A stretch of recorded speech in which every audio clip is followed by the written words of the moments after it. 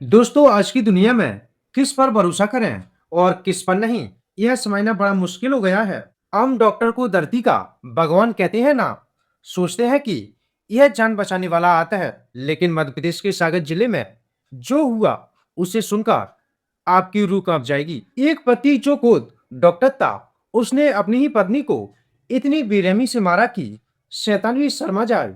दरअसल यह कहानी है मध्य प्रदेश के सागर जिले के देवरी गांव की।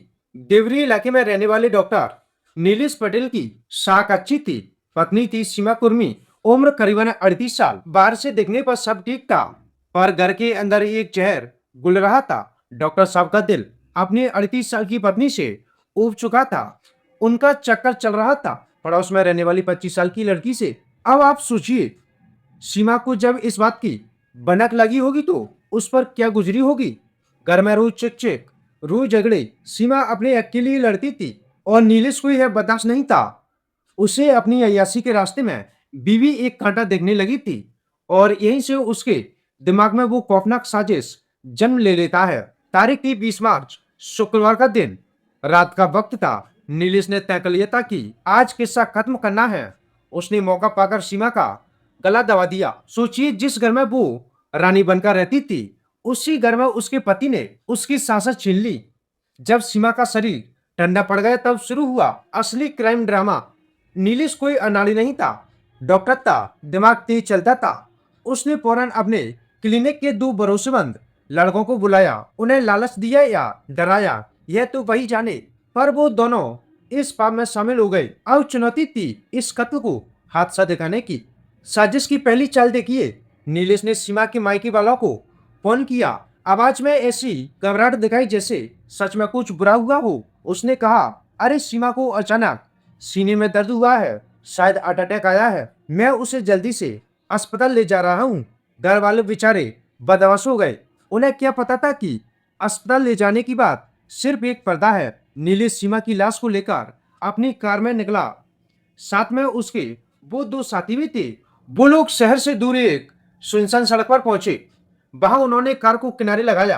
अब उन्होंने कार पर और सीमा की लाश पर कोई ज्वलनशील पदार्थ जैसे पेट्रोल या केमिकल छिड़क दिया और आग लगा दी। आग की लपटें जब आसमान छूने लगी तो नीलेश ने शोर मचाना शुरू किया और पुलिस को सूचना दी गई। उसने पुलिस को बताया, साहब हम अस्पताल जा रहे थे, अचानक कार की सीएनजी किट में ब्लास्ट हो गया।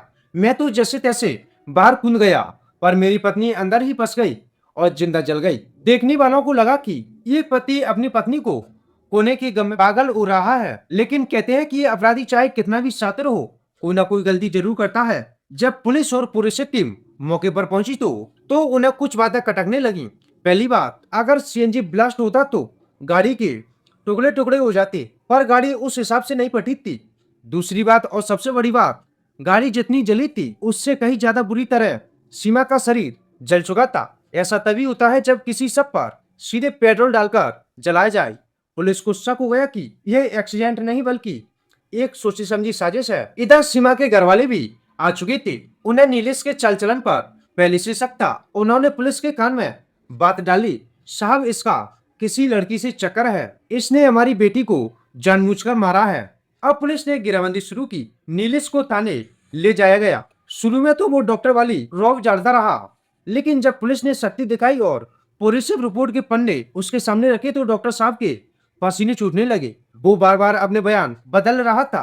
कभी कहता टायर फट गया, कभी कहता किट फट गई। आखिर पुलिस की विशेष खातिरदारी के आगे डॉक्टर टूट गया। उसने रोते हुए कबूल किया कि हाँ, उसी ने गला दबाकर मारा था और फिर कार में आग लगाई ताकि दुनिया को लगे कि यह एक हादसा है। पुलिस ने देर नहीं की। डॉक्टर नीलेश पटेल को मुख्य आरोपी बनाया गया और उसके उन 2 साथियों को भी दबोच लिया गया जिन्होंने लाश जलाने में मदद की थी। आज वो तीनों जेल की हवा खा रहे हैं। तो दोस्तों, यह थी वो कहानी। एक 25 साल की लड़की के चक्कर में एक पढ़े लिखे इंसान ने अपना घर उजाड़ दिया, अपनी पत्नी की जान ले ली और अपनी पूरी जिंदगी काल कोठरी के नाम कर दी। आवाज और दुखी का अंत हमेशा ऐसा ही होता है।